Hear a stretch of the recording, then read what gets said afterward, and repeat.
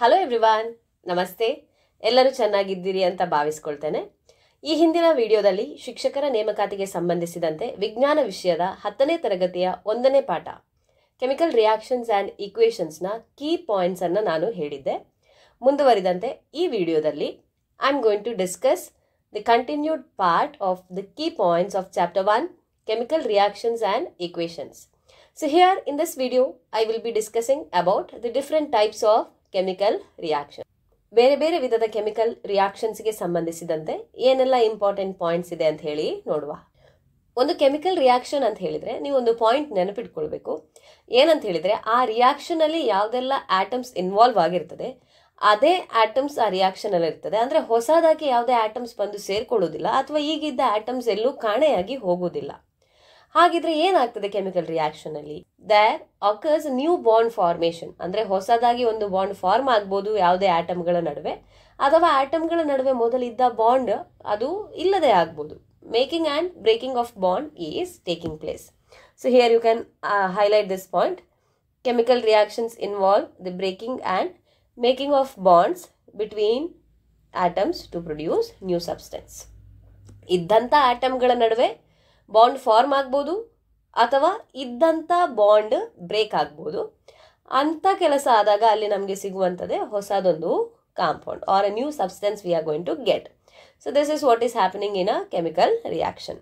Now let us consider the different type of chemical reactions where first type we have is combination reaction. ಮೊದಲನೇ ವಿಧ it is combination reaction. So you can check out this activity 1.4. So they have asked us to take calcium oxide. So calcium oxide is also known as quicklime. So illide adu formula ನೆನಪಿಟ್ಕೊಳ್ಳಿ. Calcium oxide, it is also called as quicklime when it is added to water. So we are going to add water into this calcium oxide.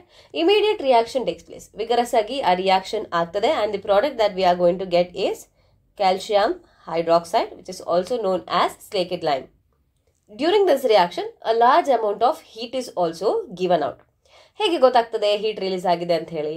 ಈಗ ಈ reaction ಅನ್ನು ನೀವು ಅಂದ್ರೆ calcium oxide quick lime ಏನಿದೆ ಅದನ್ನು ಒಂದು ಬೀಕರಲ್ಲಿ ತಗೊಂಡು ಅದಕ್ಕೆ ವಾಟರ್ ಅನ್ನ ಆಡ್ ಮಾಡಿದಾಗ ಅಲ್ಲಿ ಕ್ಯಾಲ್ಸಿಯಂ ಹೈಡ್ರಾಕ್ಸೈಡ್ ಫಾರ್ಮ್ ಆಯಿತು, ಹೀಟ್ ರಿಲೀಸ್ ಆಯಿತು. ಅಂದ್ರೆ ಆ ಬೀಕರ್ ಅನ್ನು ನೀವು ಹೊರಗಡೆಯಿಂದ ನಿಮ್ಮ ಕೈಯಲ್ಲಿ ಮುಟ್ಟಿ ನೋಡಿದಾಗ ಅದರ ಬಿಸಿಯ ಅನುಭವ ನಮಗೆ ಆಗ್ತದೆ. So we tell that heat is released. So any chemical reaction where heat is given out, heat ಹೊರ ಹಾಕಲ್ಪಟ್ಟಿದೆ ಅಂತ ಹೇಳಿದ್ರೆ that reaction we call it as exothermic reaction. ಈ ಟರ್ಮ್ ಎಕ್ಸೋಥರ್ಮಿಕ್ ಅನ್ನೋದನ್ನ ನೆನಪಿಟ್ಕೊಳ್ಳಿ. Exothermic, heat is given out. ಆದ್ರೆ ನಾವಿಲ್ಲಿ discuss ಮಾಡಬೇಕಾದ್ದು ಕಾಂಬಿನೇಷನ್ ರಿಯಾಕ್ಷನ್.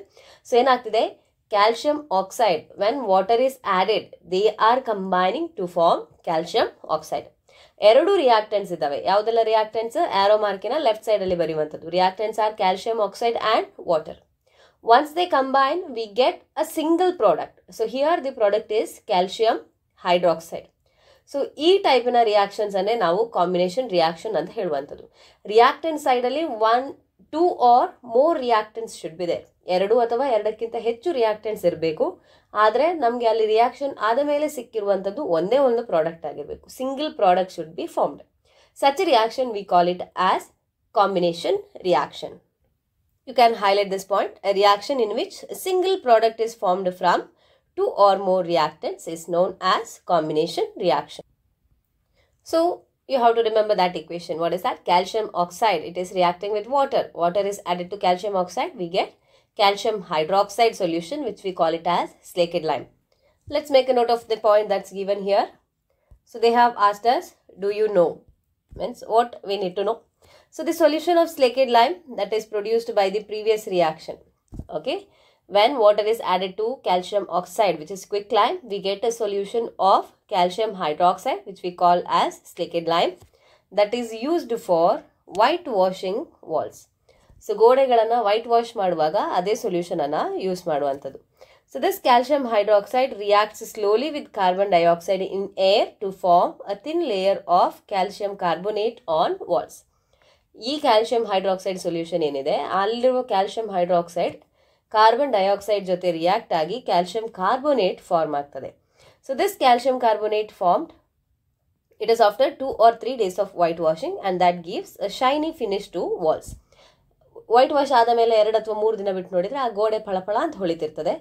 ಇದು ಯಾಕೆ ಅಂತ ಹೇಳಿದರೆ ಅಲ್ಲಿ ಫಾರ್ಮ್ ಆದಂಥ ಕ್ಯಾಲ್ಶಿಯಂ ಕಾರ್ಬೋನೇಟ್ ಫಾರ್ಮ್ ಆಗೋದ್ರಿಂದ ಆ ಗೋಡೆಗಳು ಮಿನುಗ್ತಾ ಇರ್ತವೆ. Also they have given the chemical formula of marbles. The marbles what we are using, it is also CaCO3. CaCO3 andre calcium carbonate. So you can also check out this equation. Aqueous solution of calcium hydroxide andre godege white wash ಮಾಡ್ತೇವೆ. White wash ಮಾಡಿದ ಮೇಲೆ ಅದು carbon dioxide ಜೊತೆ react ಆಗಿ calcium carbonate ಅನ್ನು ಕೊಡ್ತದೆ. So you should remember the solution of calcium oxide is calcium hydroxide. This solution is used for whitewashing the walls, and after 2 or 3 days it reacts with carbon dioxide that's present in the air and calcium carbonate is formed. This calcium carbonate gives shiny appearance to the walls after whitewashing. And then you can see a few more examples are given for combination reaction. Burning of coal, formation of water from hydrogen and oxygen. Where you can see burning of coal means it contains carbon and it is burning where oxygen is involved. So the reaction is C plus O2 giving carbon dioxide. So ಇಲ್ಲಿ carbon ಮತ್ತು oxygen 2 reactants, ಅವೆರಡು react ಆಗಿ ಸಿಕ್ಕಿರುವಂಥ product ಒಂದೇ, ಅದು carbon dioxide. So this is a combination reaction. Secondly, we have the reaction between hydrogen and oxygen to form water molecule. 2H2 plus O2 giving 2H2O. 2 hydrogen molecules ಹಾಗೆ 1 oxygen molecule ಸೇರಿ ನಮಗೆ ಸಿಗುವಂಥದ್ದು 2 molecules of water. 2 reactants ಇಂದ single product ಸಿಕ್ಕಿರುವಂಥದ್ದು. ಹಾಗಾಗಿ this is an example for combination reaction. So ಈಗಾಗಲೇ ಹೇಳಿದೆ, calcium ಆಕ್ಸೈಡ್ಗೆ water ಹಾಕುವಾಗ ಅಲ್ಲಿ large amount of heat is released. So ಇಂಥ ರಿಯಾಕ್ಷನ್ ಅನ್ನು ಎಕ್ಸೋಥರ್ಮಿಕ್ ರಿಯಾಕ್ಷನ್ಸ್ ಅಂತ ಹೇಳ್ತೇವೆ. So here you can highlight reactions in which heat is released along with the formation of products are called exothermic chemical reactions. So very fine example is that of calcium oxide. Calcium oxide ಗೆ water add ಮಾಡುವಾಗ calcium hydroxide form ಆಗ್ತಿದೆ. Okay, ಅಲ್ಲಿ heat release ಆಗಿದೆ. And the other examples for exothermic reactions are burning of natural gas. Natural gas mainly contain methane. Its formula is CH4. So CH4 plus O2 giving CO2 plus 2H2O. This is an example for exothermic reaction. ಯಾಕೆಂದರೆ natural gas burn ಆಗುವಾಗ ಅಲ್ಲಿ energy release ಆಗ್ತದೆ. So heat is released. So this is an example for exothermic reaction. Then the process of respiration is also exothermic process. What ever the food that we intake, ನಾವೇನು ಆಹಾರ ಪದಾರ್ಥ ತಗೊಳ್ತೇವೆ ಅದರಲ್ಲಿರುವಂಥ carbohydrates glucose ಆಗಿ convert ಆಗ್ತದೆ. ಆಕ್ಸಿಜನ್ನ ಪ್ರೆಸೆನ್ಸಲ್ಲಿ ಆ glucose ಎನರ್ಜಿಯನ್ನು release ಮಾಡ್ತದೆ. ಹಾಗೆ ಆ ಪ್ರೋಸೆಸ್ಸಿಗೆ ಸಂಬಂಧಿಸಿದಂಥ chemical equation ಅನ್ನು ನೀವಿಲ್ಲಿ ನೋಡ್ಬೋದು. Glucose its formula is C6H12O6. When it is reacting with oxygen, okay, we get carbon dioxide, water and energy is released. So that energy is used by our body to perform work. So illi energy release ಆಗಿರುವ ಕಾರಣ this reaction is also an exothermic reaction. So we can tell respiration is also exothermic reaction because a lot of energy is released. Another example we have is decomposition of vegetable matter into compost where energy is released. So this is also an example for exothermic reaction. The second type of chemical reaction we have is decomposition reaction. So they have given us an activity where you have to take ferrous sulfate crystals in a test tube and you have to heat it. So when you heat these crystals, these ferrous sulfate crystals are green in color. As you heat it, the green color will slowly disappear. And once you just bring it near to your nose and if you take smell of that, you will feel the smell of burning sulfur. So the color change, okay, ferrous sulfate crystal was light green in color. That color has been disappeared and the smell of burning sulfur tells us that chemical reaction has been taken place. So here, this ferrous sulfate crystals are reduced to form Fe2O3, which is ferric oxide. Along with the ferric oxide, we get sulfur dioxide gas as well as sulfur dioxide gas. So what we had initially in the test tube is ferrous sulfate crystals. We had only ferrous sulfate crystals. Our reactant is only one, but the products we get are more than one. Such a reaction we call it as decomposition reaction, where a single reactant is broken down into many substances. Can you think of what was the previous type of reaction that we have studied? Does these two reactions have any similarities, a kind of thing like that? Previous reaction was combination reaction. Two or more reactants combine together to give a single product. Here it is exactly opposite. It is exactly reverse of the combination reaction. What does it mean? In case of decomposition reaction, a single reactant is decomposed into two or more products. So decomposition reaction and combination reactions are exactly opposite of one another. So you can just note down these points here, note down this reaction, and here you can see that a single reactant breaks down to give simpler product. So this is a decomposition reaction. So why does the color of ferrous sulfate crystals changes? Because it had water molecules. When we heat that, those water molecules has been evaporated, so it has become colorless. And we get ferric oxide as a product which is in solid state. Two more products are sulfur dioxide and sulfur trioxide, which are in gaseous state. Under decomposition reaction, we have three different types, where for the decomposition process, if heat is used, in that case, we call it as thermal decomposition. If the decomposition is taking place in presence of electricity, we call it as electrolysis. And if the thermal decomposition is taking place in presence of light, we call it as photochemical decomposition. Now let us consider examples for each type of reaction. So here we have decomposition of calcium carbonate to calcium oxide and carbon dioxide on heating. Now this product that is formed, it has many applications in the industrial level. Also this calcium oxide is used in the manufacture of cement. So what you have to note down here is example for each type of reaction and what are the products that we are going to get. Okay. So calcium oxide is called as lime or quicklime, that is used in the manufacture of cement. So here this particular decomposition reaction where calcium oxide on heating we get, calcium carbonate on heating we get calcium oxide and carbon dioxide.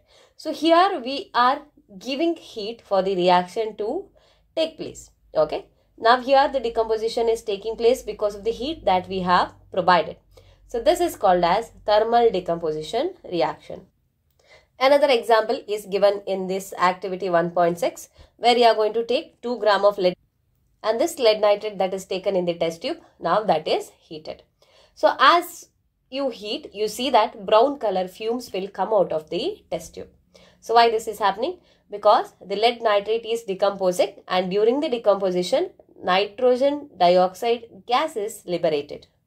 So the brown fumes you can see that is because of nitrogen gas that is coming out. So now we shall check the chemical equation.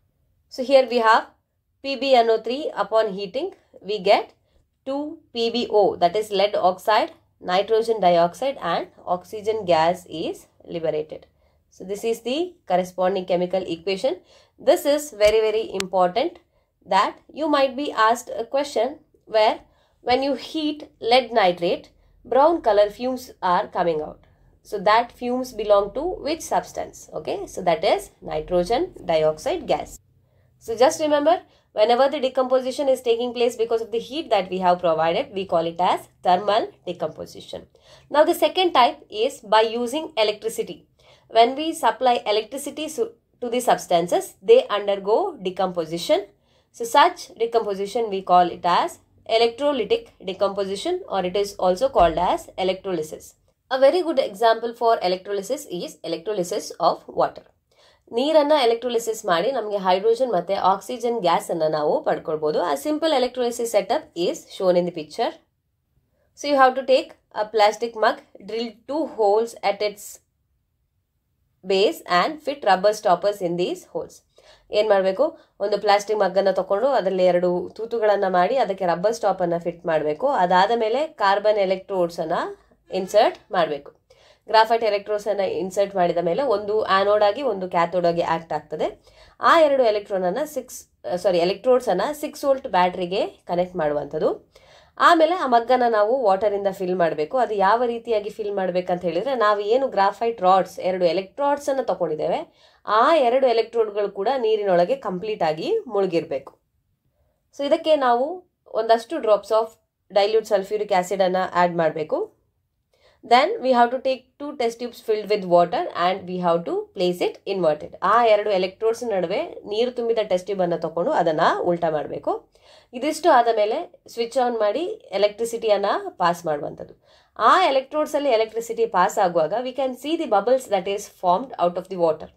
ಅಲ್ಲಿ ಗುಳ್ಳೆಗಳಾದ ಕೂಡಲೇ ಆ ಗುಳ್ಳೆಗಳು ಮೇಲೆ ಬಂದು test ಟ್ಯೂಬ್ನಲ್ಲಿರುವಂಥ ನೀರು ಹೊರಗಡೆ ಬರ್ತದೆ. Water is displaced from the test tube. ಆ ಬಬಲ್ ಫಾರ್ಮಲ್ಲಿರುವಂಥ ಗ್ಯಾಸಸ್ ಈ ಟೆಸ್ಟ್ ಟ್ಯೂಬ್ನಲ್ಲಿ ಈಗ ಮೇಲ್ಭಾಗದಲ್ಲಿ ಕಲೆಕ್ಟ್ ಆಗಿದೆ. ಸೊ ನಾವು from this picture clearly you can see 2 test ಟ್ಯೂಬ್ನಲ್ಲಿರುವಂಥ ಗ್ಯಾಸ್ಗಳ ಪ್ರಮಾಣವು ಒಂದೇ ಅಲ್ಲ, ಅದು ಬೇರೆ ಬೇರೆ ಉಂಟು. ಒಂದು ಗ್ಯಾಸಿನ ಪ್ರಮಾಣ ಜಾಸ್ತಿ ಇದೆ, ಇನ್ನೊಂದು ಗ್ಯಾಸಿನ ಪ್ರಮಾಣ ಕಮ್ಮಿ ಇದೆ. ಸೊ ಕರೆಕ್ಟಾಗಿ ನೋಡಿದರೆ ಕ್ಯಾಥೋಡ್ನಲ್ಲಿರುವಂಥ ಗ್ಯಾಸಿನ ಪ್ರಮಾಣ ಜಾಸ್ತಿ ಉಂಟು, ಆ್ಯನೋಡ್ ಕಡೆ ಇರುವ ಗ್ಯಾಸಿನ ಪ್ರಮಾಣ ಕಮ್ಮಿ ಇದೆ. ಸೊ ಇಲ್ಲಿ ವಾಟರನ್ನು ನೀವು ನೋಡಿದರೆ ಅದರ ಮಾಲಿಕ್ಯುಲರ್ ಫಾರ್ಮುಲಾ H2O, ಅಂದರೆ 2 ಹೈಡ್ರೋಜನ್ ಆಟಮ್ 1 ಆಕ್ಸಿಜನ್ ಆಟಮ್ ಇರುವಂಥದ್ದು. ಹಾಗಾಗಿ ಜಾಸ್ತಿ ಇರುವಂಥ gas hydrogen. H2 gas it is liberated at cathode and at anode oxygen gas is liberated. ಆ್ಯನೋಡ್ನಲ್ಲಿ ಆಕ್ಸಿಜನ್ ಗ್ಯಾಸ್ ಲಿಬರೇಟ್ ಆಗ್ತದೆ. ಯಾಕೆ ಅವುಗಳ ರೇಷಿಯೋ ಕಮ್ಮಿ ಅಂತ ಹೇಳಿದರೆ, ಹೈಡ್ರೋಜನ್ ಮತ್ತು ಆಕ್ಸಿಜನ್ನ ರೇಷಿಯೋ ವಾಟರಲ್ಲಿ ಇರುವಂಥದ್ದು 2:1, 2:1 ಹಾಗೆ ಹೈಡ್ರೋಜನ್ ಮತ್ತು ಆಕ್ಸಿಜನ್ ನೀರಿನಲ್ಲಿ ಇರುವಂಥದ್ದು. ಹಾಗಾಗಿ ಹೈಡ್ರೋಜನ್ ಜಾಸ್ತಿ ಪ್ರಮಾಣದಲ್ಲೂ ಆಕ್ಸಿಜನ್ ಕಡಿಮೆ ಪ್ರಮಾಣದಲ್ಲೂ ಇರ್ತದೆ. Next activity 1.8. There you can see that in the activity silver ಕ್ಲೋರೈಡನ್ನು ತಗೊಂಡು ಅದನ್ನು ಸೂರ್ಯನ ಬಿಸಿಲಿಗೆ ಇಟ್ಟದ್ದು. Later we observe that a grey colour powder is form. White ಇದ್ದ ಸಿಲ್ವರ್ ಕ್ಲೋರೈಡ್ ಗ್ರೇ ಆಗಿ ಟರ್ನ್ ಆಗಿರುವಂಥದ್ದು ಸೂರ್ಯನ ಬೆಳಕಿನಲ್ಲಿ. So this is due to decomposition of silver chloride into silver and chlorine by the action of ಆ silver ಕ್ಲೋರೈಡ್ಗೆ ಬೆಳಕು ಬಿದ್ದಾಗ ಅದು ಬಿಳಿಯಾಗಿದ್ದ ಸಿಲ್ವರ್ ಕ್ಲೋರೈಡ್ ಗ್ರೇ ಕಲರ್ಗೆ ಟರ್ನ್ ಆಗಿರುವಂಥದ್ದು. So here it is decomposed into silver and chlorine. So this is taking place in the presence of light. So we call it as photochemical decomposition. Silver ಕ್ಲೋರೈಡ್ನ ರೀತಿಯಲ್ಲೇ silver bromide ಕೂಡ decompose ಆಗ್ತಿದೆ. ಹಾಗೆ AgBr giving Ag+Br2. ಈ 2 ರಿಯಾಕ್ಷನ್ಸನ್ನು black and white ಫೋಟೋಗ್ರಫಿಯಲ್ಲಿ use ಮಾಡ್ತಿದ್ರು. 3 ರೀತಿಯ decomposition ರಿಯಾಕ್ಷನನ್ನು ನಾವು ನೋಡಿದ್ವಿ. ಥರ್ಮಲ್ ಡಿಕಂಪೋಸಿಷನ್, ಎಲೆಕ್ಟ್ರೋಲಿಟಿಕ್ ಡಿಕಂಪೋಸಿಷನ್ ಹಾಗೆ ಫೋಟೋಲಿಟಿಕ್ ಡಿಕಂಪೋಸಿಷನ್. ಸೊ ಇಲ್ಲಿ ಏನಾಗಿದೆ, ನಾವು ಒಂದಲ್ಲ ಒಂದು ರೀತಿಯಲ್ಲಿ ಎನರ್ಜಿಯನ್ನು ಕೊಡ್ತಾ ಇದ್ದೇವೆ. For decomposition reaction to occur we have supplied energy. So these type of chemical reaction we call it as endothermic reaction. ಸ್ವಲ್ಪ ಮೊದಲೇ ನಾನು ಹೇಳಿರುವಂಥದ್ದು ಎಕ್ಸೋಥರ್ಮಿಕ್. ಎಕ್ಸೋ ಅಂದರೆ ಹೊರಗಡೆ ಕೊಡುವಂಥದ್ದು. Exothermic reactions where heat is given out. Endo means inside, endothermic means heat is given for the reaction to take place. ಆ chemical reaction ಆಗಬೇಕಂತಿದ್ರೆ ಎನರ್ಜಿಯನ್ನು ನಾವು ಅದಕ್ಕೆ ಕೊಡಬೇಕು. So it is called as endothermic reaction. So the reactions in which energy is absorbed are known as endothermic reactions. ಹಾಗೆ ಇಲ್ಲೊಂದೆರಡು questions ಇದೆ, ಇದನ್ನು ನೋಡ್ಕೊಳ್ಳಿ. I hope you can answer these questions. ಕ್ವೆಶನ್ಸ್ಗೆ ಆನ್ಸರ್ಸ್ ಗೊತ್ತಾಗಲಿಲ್ಲ ಅಂದರೆ ಕಮೆಂಟ್ ಸೆಕ್ಷನಲ್ಲಿ ಕಮೆಂಟ್ ಮಾಡಿ. ಆನ್ಸರ್ ಗೊತ್ತಾದವರು ಕೂಡ ಕಮೆಂಟ್ ಸೆಕ್ಷನಲ್ಲಿ ಕಮೆಂಟ್ ಮಾಡಿ. ನಾನು ನಿಮ್ಮ ಆನ್ಸರ್ಸನ್ನು ಕಮೆಂಟ್ ಸೆಕ್ಷನಲ್ಲಿ ಚೆಕ್ ಮಾಡ್ತೇನೆ. ಮುಂದುವರಿದಂತೆ third type of chemical reaction is displacement reaction. Displacement ರಿಯಾಕ್ಷನ್ನ ಉದಾಹರಣೆಯೊಂದಿಗೆ ಅರ್ಥ ಮಾಡ್ಕೊಳ್ಳಿಕ್ಕೆ ಒಂದು ಎಕ್ಸಾಂಪಲನ್ನು ಕೊಟ್ಟಿದ್ದಾರೆ. ಏನು ಮಾಡಬೇಕಂತ ಹೇಳಿದರೆ, ಐರನ್ ನೈಲ್ಸನ್ನು ತೊಗೊಳ್ಬೇಕು. ಒಂದು ಐರನ್ ನೈಲ್ಸನ್ನು ಹಾಗೆ ಹೊರಗಡೆ ಇಡಲಿಕ್ಕೆ and in 2 test tubes you have to take copper sulphate solution. ಒಂದು ಟೆಸ್ಟ್ ಟ್ಯೂಬಲ್ಲಿರುವ ಸೊಲ್ಯೂಷನನ್ನು ಹಾಗೆ ಇಡಲಿಕ್ಕೆ, ಇನ್ನೊಂದು ಟೆಸ್ಟ್ ಟ್ಯೂಬಲ್ಲಿರುವ ಸೊಲ್ಯೂಷನಿಗೆ ಕ್ಲೀನ್ ಮಾಡಿದಂಥ ಐರನ್ ನೈಲನ್ನು ಇಮ್ಮರ್ಸ್ ಮಾಡಲಿಕ್ಕೆ. ಕ್ಲೀನ್ ಮಾಡಿದ ಐರನ್ ನೈಲ್ ಅಂದರೆ ಅದು ಅಥವಾ ಹೊಸದಾಗಿರುವಂಥ ಕಬ್ಬಿಣದ ಮೊಳೆ. ಸ್ಯಾಂಡ್ ಪೇಪರಲ್ಲಿ ಕ್ಲೀನ್ ಮಾಡಿದ ಐರನ್ ನೈಲ್ ತೊಗೊಳ್ಬೋದು ಹಳತ್ತಾಗಿದ್ದರೆ, ಯಾಕೆಂದರೆ ಅಲ್ಲಿ ಆಕ್ಸೈಡ್ ಕೋಟಿಂಗ್ ಇರ್ತದೆ, ಪ್ರಾಪರಾಗಿ ರಿಯಾಕ್ಷನ್ ಆಗೋದಿಲ್ಲ. ಸೊ ಈಗಾಗಲೇ ಮ್ಯಾಗ್ನೀಷಿಯಂ ಆಕ್ಸೈಡ್ ಅದು ರಿಯಾಕ್ಷನಲ್ಲಿ ಹೇಳಿದ್ದೇನೆ, ಮ್ಯಾಗ್ನೀಷಿಯಂ ರಿಬ್ಬನನ್ನು ಕ್ಲೀನ್ ಮಾಡಬೇಕು, ಯಾಕೆಂದರೆ ಅಲ್ಲಿ ಆಕ್ಸೈಡ್ ಕೋಟಿಂಗ್ ಇರ್ತದೆ. Same with respect to iron nail. ಒಂದು ಹೊಸದ ಮೊಳೆ ಆಗಿರಬೇಕು ಅಥವಾ ಹಳೆ ಮೊಳೆ ಆಗಿದ್ದರೆ ಅದನ್ನು ನಾವು ಸ್ಯಾಂಡ್ ಪೇಪರಲ್ಲಿ ಕ್ಲೀನ್ ಮಾಡಿರಬೇಕು. ಒಂದು ಮೊಳೆಯನ್ನು ಹಾಗೆ ಇಡುವಂಥದ್ದು, ಇನ್ನೊಂದು ಮೊಳೆಯನ್ನು ಕಾಪರ್ ಸಲ್ಫೇಟ್ ಸೊಲ್ಯೂಷನಲ್ಲಿ ಡಿಪ್ ಮಾಡುವಂಥದ್ದು. ಕಾಪರ್ ಸಲ್ಫೇಟ್ ಸೊಲ್ಯೂಷನಲ್ಲಿ ಡಿಪ್ ಮಾಡಿದ ಮೊಳೆಯನ್ನು ಒಂದು ಅರ್ಧ ಗಂಟೆ ನಂತರ ತೆಗೆದು ಇನ್ನೊಂದು ಮೊಳೆಯೊಂದಿಗೆ ಕಂಪೇರ್ ಮಾಡಬೇಕು. ಹಾಗೆ ಖಾಲಿ ಕಾಪರ್ ಸಲ್ಫೇಟ್ ಸೊಲ್ಯೂಷನ್ ನಾವು ಏನಿಟ್ಟಿದ್ದೇವೆ ಒಂದು ಟೆಸ್ಟ್ ಟ್ಯೂಬಲ್ಲಿ ಅದನ್ನು ಮತ್ತೆ ಐರನ್ ನೈಲ್ ಡಿಪ್ ಮಾಡಿದನ್ನು ತೆಗೆದ ಕಾಪರ್ ಸಲ್ಫೇಟ್ ಸೊಲ್ಯೂಷನ್ ಅನ್ನು ಪಕ್ಕದಲ್ಲಿ ಇಟ್ಟು ಕಂಪೇರ್ ಮಾಡಬೇಕು. ಅದಕ್ಕೆ ಸಂಬಂಧಿಸಿದಂಥ ಇಮೇಜಸ್ ಅನ್ನು ಕೂಡ ಇಲ್ಲಿ ಕೊಟ್ಟಿದ್ದಾರೆ. ಖಾಲಿ ಹೊರಗೆ ಹಾಗೆ ಇಟ್ಟಿದ್ದ ಐರನ್ ನೈಲ್ ಹಾಗೆ ಇದೆ, ಆದರೆ ಯಾವ ಕಬ್ಬಿಣದ ಮೊಳೆಯನ್ನು ನಾವು ಕಾಪರ್ ಸಲ್ಫೇಟ್ ಸೊಲ್ಯೂಷನಲ್ಲಿ ಅದ್ದಿ ತೆಗೆದುವೋ ಅರ್ಧ ಗಂಟೆ ತನಕ ಅದು ಯಾವ ರೀತಿಯಾಗಿದೆ ಅಂತ. ಇನ್ನೊಂದು ಬದಿಯಲ್ಲಿ ಕಾಪರ್ ಸಲ್ಫೇಟ್ ಸೊಲ್ಯೂಷನ್ನ ಕಲರ್ ಕೊಟ್ಟಿದ್ದಾರೆ. The original colour of copper sulphate solution is blue. ಹಾಗೆ ಐರನ್ ನೈಲನ್ನು ಅರ್ಧ ಗಂಟೆ ತೆಗೆದಾದ ನಂತರ ಅದರ ಕಲರ್ ಹೋಗಿರುವಂಥದ್ದು, ಇಟ್ ಹ್ಯಾಸ್ ಬಿಕಮ್ ಕಲರ್ಲೆಸ್. ಈಗ ಕ್ವೆಶನ್ ಏನಂದರೆ, ಯಾಕೆ ಆ ಕಬ್ಬಿಣದ ಮೊಳೆ ಕಂದು ಬಣ್ಣಕ್ಕೆ ತಿರುಗಿರುವಂಥದ್ದು? Why it has turned brown colour and why the copper sulphate solution has lost its colour? ಅದು ನೀಲಿ ಬಣ್ಣದಲ್ಲಿದ್ದದ್ದು ಯಾಕೆ ಅದರ ಬಣ್ಣವನ್ನು ಕಳ್ಕೊಂಡಿದೆ? ಈ ಪ್ರಶ್ನೆಗಳಿಗೆ ಉತ್ತರ ಕೆಳಗಿನ ರಿಯಾಕ್ಷನ್ ಅಲ್ಲಿ ನಾವು ನೋಡಬಹುದು. Fe plus CuSO4 giving FeSO4 plus Cu. So ಏನಾಗಿದೆ ಈ ರಿಯಾಕ್ಷನ್ ಅಲ್ಲಿ? Iron has been displaced or removed by the other element. ಯಾವುದು ಅದರ್ ಎಲಿಮೆಂಟ್? ಕಾಪರ್. ಕಾಪರ್ ಎಲ್ಲಿತ್ತು? Copper was there in copper sulphate solution. So iron has been displaced by copper from copper sulphate solution. So these type of reaction we call it as displacement reaction. So similarly, other two examples that you can note from here. The next type of reaction that we have is double displacement reaction. Check out this activity 1.10. ಏನು ಮಾಡಬೇಕು? 3 ml of sodium sulfate solution ಅನ್ನು ತಗೊಳ್ಬೇಕು. ಅದಕ್ಕೆ ಇನ್ನೊಂದು test ಟ್ಯೂಬಲ್ಲಿ ತಗೊಂಡ 3 ml barium chloride crystal solution ಅನ್ನು add ಮಾಡಬೇಕು. Sodium sulphate ಸೊಲ್ಯೂಷನ್ಗೆ ಬೇರಿಯಂ ಕ್ಲೋರೈಡ್ ಸೊಲ್ಯೂಷನ್ ಅನ್ನು ಆ್ಯಡ್ ಮಾಡಿದಾಗ ಅಲ್ಲಿ ವೈಟ್ ಕಲರ್ ಪ್ರೆಸಿಪಿಟೇಟ್ ಫಾರ್ಮ್ ಆಗ್ತಿದೆ. ಸೊ ವೈಟ್ ಕಲರ್ ಪ್ರೆಸಿಪಿಟೇಟ್ ಅದು ಡಿಸಾಲ್ವ್ ಆಗೋದಿಲ್ಲ, we can see it, and that is barium sulphate. Along with that sodium chloride is formed. So any reaction that produces a precipitate, such a reaction we call it as precipitation reaction. So ಎಲ್ಲ double displacement ರಿಯಾಕ್ಷನ್ಗಳಲ್ಲೂ precipitate form ಆಗ್ತದೆ. So double displacement reaction is also called as precipitation reaction. So double displacement ಮತ್ತು displacement reaction ಅನ್ನು ನೋಡಿದರೆ ನಿಮಗೆ ಗೊತ್ತಾಗ್ತದೆ. Double displacement ಅಂದರೆ ಎರಡು ಎಲಿಮೆಂಟ್ಗಳು displays ಆಗಿರುವಂಥದ್ದು. ಇಲ್ಲಿ ಸೋಡಿಯಂ ಹಾಗೂ ಬೇರಿಯಂ ಡಿಸ್ಪ್ಲೇಸ್ ಆಗಿ ನಮಗೆ ಸಿಕ್ಕಿರುವಂಥದ್ದು barium sulphate. First we had sodium sulphate and then we got barium sulfate. Illi reactant side alli nodidre first we had barium chloride, after double displacement we got sodium chloride. So what is double displacement reaction? Reactions in which there is exchange of ions between reactants are called as double displacement reactions. The next type of reaction we have is oxidation and reduction reaction. Again they have given an activity where a copper powder is taken in a china dish is heated. ಸ್ವಲ್ಪ ಹೊತ್ತು heat ಮಾಡಿದ ನಂತರ ಅಲ್ಲಿ copper ಪೌಡರ್ನ ಮೇಲೆ we observe a black coating, ಒಂದು black layer form ಆಗಿರ್ತದೆ. ಏನಿದು black layer? This is copper oxide. So you should remember the black coating that is formed when we heat copper powder is copper oxide. So ಅದಕ್ಕೆ corresponding reaction ಅನ್ನು ಇಲ್ಲಿ ಕೊಟ್ಟಿದ್ದಾರೆ. 2Cu plus O2 giving 2CuO. Copper ಇದ್ದಿದ್ದು copper oxide ಆಗಿದೆ. So Cu ಇತ್ತು, ಅದ್ರ ಜೊತೆಗೆ O ಬಂದು ಸೇರ್ಕೊಂಡಿದೆ. ಓಕೆ, ಸೊ ಈ ರೀತಿ ಆಗುವಂಥ ರಿಯಾಕ್ಷನ್ ಅನ್ನು ನಾವು ಆಕ್ಸಿಡೇಷನ್ ಅಂತ ಹೇಳ್ತೇವೆ. Addition of oxygen. Just copper ಇದ್ದಿದ್ದು ಕಾಪರ್ ಆಕ್ಸೈಡ್ ಆಗಿದೆ. Oxygen has been added. Addition of oxygen is oxidation. ಈಗ ಅದೇ ಬ್ಲ್ಯಾಕ್ ಕೋಟಿಂಗ್ ಏನು ಫಾರ್ಮ್ ಆಗಿದೆ ಅದಕ್ಕೆ ನಾವು ಹೈಡ್ರೋಜನ್ ಗ್ಯಾಸ್ ಅನ್ನು ಪಾಸ್ ಮಾಡಿದರೆ ಅದು ಮತ್ತೆ ಒರಿಜಿನಲ್ ಬ್ರೌನ್ ಕಲರಿಗೆ ಬರ್ತದೆ. So hydrogen gas is passed over this heated material to get the original brown colour. ಈಗೇನಾಯಿತು? ಕಾಪರ್ ಆಕ್ಸೈಡ್ ಇತ್ತು, ಅದಕ್ಕೆ ಹೈಡ್ರೋಜನ್ ಅನ್ನು ನಾವು ಆ್ಯಡ್ ಮಾಡಿದ್ವಿ, ಆಗ ಕಾಪರ್ ಮತ್ತೆ ವಾಟರ್ ಫಾರ್ಮ್ ಆಯಿತು. Okay, where we add hydrogen, addition of hydrogen is what we call as reduction. So during a reaction, if a substance gains oxygen, we call such reaction as oxidation, and that substance we call it as oxidized. And if a substance loses oxygen, ಅಂದರೆ loses oxygen ಅಂದರೆ ಅಲ್ಲಿ addition of hydrogen ಆಗಿರುವಂಥದ್ದು. If it loses oxygen, we call it as reduced, ಅಂದರೆ ಅಲ್ಲಿ reduction ಆಗಿರುವಂಥದ್ದು. ಫಸ್ಟಿಗೆ ಬರೆದಂಥ ಎರಡು ರಿಯಾಕ್ಷನನ್ನು ಕಂಬೈನ್ ಮಾಡಿ ನಾವು ಈ ರೀತಿಯಾಗಿ ರಿಯಾಕ್ಷನನ್ನು ಬರಿಬೋದು. ಆಕ್ಸಿಡೇಷನ್ ಮತ್ತು ರಿಡಕ್ಷನ್ ಜೊತೆಯಾಗಿ ಆಗ್ತಿರುವಂಥದ್ದು. ಇಲ್ಲಿ ಕಾಪರ್ ಆಕ್ಸೈಡ್ ಏನಿದೆ, it is losing oxygen and it is being Copper oxide, that is losing oxygen, it is called reduced. Hydrogen is gaining oxygen and it is being oxidized. So in other words, we can tell one reactant is oxidized, other is getting reduced. So such reaction we call it as oxidation reduction reaction or redox reaction.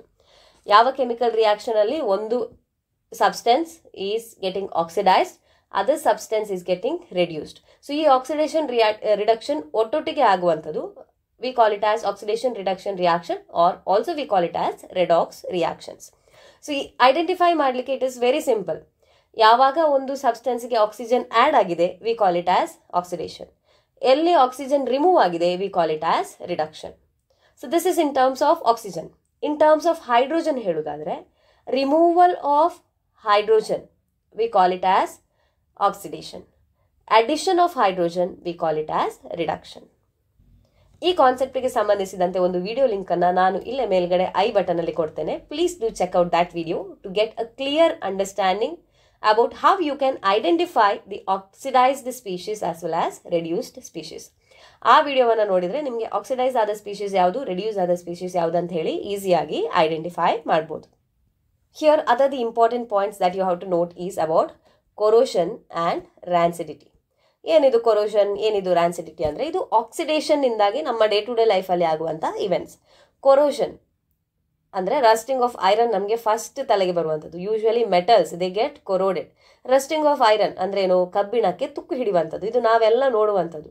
ಏನಾಗ್ತದೆ, ಕಬ್ಬಿಣದ articles ಏನಿದೆ, iron articles when placed outside, ಅದು ಗಾಳಿ ಅಥವಾ ನೀರಿನ ಜೊತೆಗೆ ಸೇರಿ ಅಲ್ಲಿ ಒಂದು ಬ್ರೌನ್ ಕಲರ್ ಕೋಟಿಂಗ್ ಫಾರ್ಮ್ ಆಗ್ತದೆ. ಅದನ್ನೇ ನಾವು ತುಕ್ಕು ಹಿಡಿಯುವುದು ಅಂತ ಹೇಳುವಂಥದ್ದು. ತುಕ್ಕು ಅಂದ್ರೇನು, oxidation of iron. So its formula is Fe2O3XH2O. ಅಟ್ಮಾಸ್ಫಿಯರ್ನಲ್ಲಿರುವಂಥ ಮಾಯಿಶ್ಚರ್ ಜೊತೆಗೆ ರಿಯಾಕ್ಟ್ ಆಗಿ, ನೀರಾವಿಯ ಜೊತೆಗೆ ರಿಯಾಕ್ಟ್ ಆಗಿ ಕಬ್ಬಿಣ ತುಕ್ಕು ಹಿಡಿಯುವಂಥದ್ದು. That is what we call as corrosion. Rust is nothing but hydrated iron oxide. Formula is Fe2O3XH2O. ಇದು ಇಂಪಾರ್ಟೆಂಟ್. ಇದು ಕಬ್ಬಿಣಕ್ಕೆ ಮಾತ್ರ ಆಗುವಂಥದ್ದು ಅಲ್ಲ. You can see it on silver article as well as copper article. Silver article ಗೆಜ್ಜೆ, okay, ಹೆಣ್ಮಕ್ಳು ಕಾಲ್ಗೆಜ್ಜೆ ಹಾಕ್ತಾರೆ ಅಥವಾ chain ಏನಾದರೂ ಹಾಕಿದರೆ ನೀವು ನೋಡ್ಬೋದು. ಸ್ವಲ್ಪ ಟೈಮ್ ಅದು ಯೂಸ್ ಮಾಡ್ತಾ ಇದ್ದಾಗೆ ಏನಾಗ್ತದೆ, silver articles become black in colour. ಅದು ಯಾಕೆ ಹಾಗೆ ಆಗ್ತದೆ? ಅಟ್ಮಾಸ್ಫಿಯರಲ್ಲಿರುವ ಸಲ್ಫರ್ ಜೊತೆ ರಿಯಾಕ್ಟ್ ಆಗಿ silver forms silver sulphide Ag2S. This silver sulfide is black in color. So ಹಾಗಾಗಿ silver articles become black. That is also due to corrosion. ಏನಾಗ್ತದೆ corrosion ಅಂದರೆ ಅಲ್ಲಿ properties of these metals changes. ಆ ಮೆಟಲ್ಸ್ಗಳದು ಪ್ರಾಪರ್ಟಿಗಳು, ಬಿಹೇವಿಯರ್ಗಳು change ಆಗ್ತವೆ, ಹಾಗೆ ಅವುಗಳು ಹಾಳಾಗ್ತವೆ. ಇದು ಸಿಲ್ವರ್ಗೆ ಸಂಬಂಧಿಸಿದಂತೆ. Then coming to copper. Copper articles ಏನಿದ್ದಾವೆ, ಮನೆಯಲ್ಲಿರುವ ಚೊಂಬು ಇರ್ಬೋದು ಅಥವಾ ದೇವರ ಪೂಜೆಯ ಸಾಮಗ್ರಿಗಳಿರ್ಬೋದು, ಅದೆಲ್ಲ ಗ್ರೀನ್ ಕಲರ್ ಕೋಟಿಂಗ್ ಫಾರ್ಮ್ ಆಗಿರ್ತದೆ. It is because of the reaction with carbon dioxide.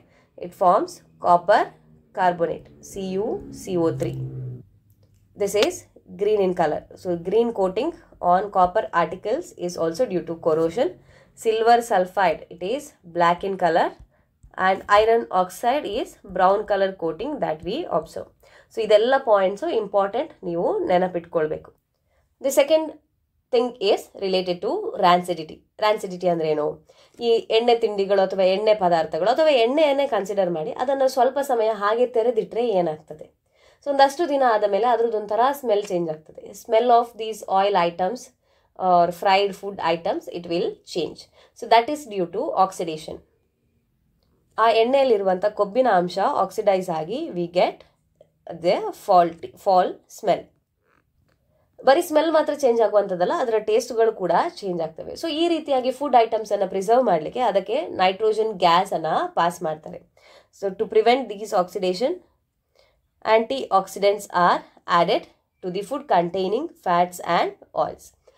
ಒಂದು ಆ್ಯಂಟಿ ಆಕ್ಸಿಡೆಂಟ್ಸನ್ನು ಆ್ಯಡ್ ಮಾಡಬೇಕು, ಅದು ಯೂಶ್ವಲಿ ನೈಟ್ರೋಜನ್ ಗ್ಯಾಸ್ ಅಥವಾ ಬೇರೆ ಅನಿಲಗಳನ್ನು ಪಾಸ್ ಮಾಡ್ತಾರೆ. ಹಾಗೆ keeping food in air tight containers also slows down the oxidation. So ರ್ಯಾನ್ಸಿಡಿಟಿಯನ್ನು prevent ಮಾಡಲಿಕ್ಕೆ ಒಂದು ಆ್ಯಂಟಿ ಆಕ್ಸಿಡೆಂಟ್ಸನ್ನು ಯೂಸ್ ಮಾಡಬೇಕು, ಅಥವಾ ಏರ್ ಟೈಟ್ ಕಂಟೈನರ್, ಗಾಳಿ ಒಳಗೆ ಹೋಗಲಿಕ್ಕೆ ಆಗದೆ ಬಿಗಿಯಾಗಿ ಮುಚ್ಚಳ ಇರುವಂಥ ಡಬ್ಬದಲ್ಲಿ ಆಹಾರ ಪದಾರ್ಥಗಳನ್ನು ಶೇಖರಣೆ ಮಾಡಿ ಇಡಬೇಕು. ಸೊ ಯೂಶ್ವಲಿ ಚಿಪ್ಸ್ ಎಲ್ಲ ಮ್ಯಾನುಫ್ಯಾಕ್ಚರ್ ಮಾಡೋ ಆ ಪ್ಯಾಕಲ್ಲಿ ಫುಲ್ ಗಾಳಿ ತುಂಬಿರ್ತದೆ. That is usually nitrogen gas which is used as antioxidants where we can prevent those food items from becoming rancid. ಆ ಒಂದು ರೀತಿಯ ಫಾಲ್ ಸ್ಮೆಲ್ ಬರೋದ್ರಿಂದ ಫುಡ್ ಐಟಮ್ಸನ್ನು ತಪ್ಪಿಸಿ we can use it for long time. I will be stopping this video here. So I have come to the end of this first chapter, chemical reactions and equations. ಇನ್ನು ಉಳಿದಂತೆ ಒಂದಷ್ಟು ಪ್ರಶ್ನೆಗಳಿದೆ. Definitely you can answer all those questions. Please let me know your answers in the comment section below this video. ಹಾಗೆ ಯಾವುದಾದ್ರೂ ಕ್ವೆಶನ್ಸ್ಗೆ answers ಗೊತ್ತಾಗಲಿಲ್ಲ ಅಥವಾ confusion ಇದೆ ಅಂದರೆ ಅದನ್ನು ಕೂಡ ಕಮೆಂಟ್ ಸೆಕ್ಷನಲ್ಲಿ ಹಾಕಿ. I hope you will find this video helpful. ಈ ವಿಡಿಯೋದಲ್ಲಿ ನಿಮಗೆ ಏನಾದರೂ ಹೆಲ್ಪ್ ಆಗಿದ್ರೆ ನಿಮ್ಮ ಫ್ರೆಂಡ್ಸ್, ನಿಮ್ಮ ರೀತಿ ಯಾರೆಲ್ಲ ಪರೀಕ್ಷೆಗಳಿಗೆ ತಯಾರಿ ನಡೆಸ್ತಿದ್ದಾರೆ ಅವರೊಂದಿಗೂ ಈ ವಿಡಿಯೋವನ್ನು ಶೇರ್ ಮಾಡಲಿಕ್ಕೆ ಮರಿಬೇಡಿ. ಹಾಗೆ ದಯವಿಟ್ಟು ವಿಡಿಯೋವನ್ನು ಲೈಕ್ ಮಾಡಿ. ಮುಂದಿನ ವಿಡಿಯೋದಲ್ಲಿ ನಾನು ಇನ್ನೊಂದು ಪಾಠದ ಕೀ ಪಾಯಿಂಟ್ಸ್ಗಳೊಂದಿಗೆ ನಿಮ್ಮನ್ನು ಭೇಟಿ ಆಗ್ತೇನೆ. ಧನ್ಯವಾದಗಳು.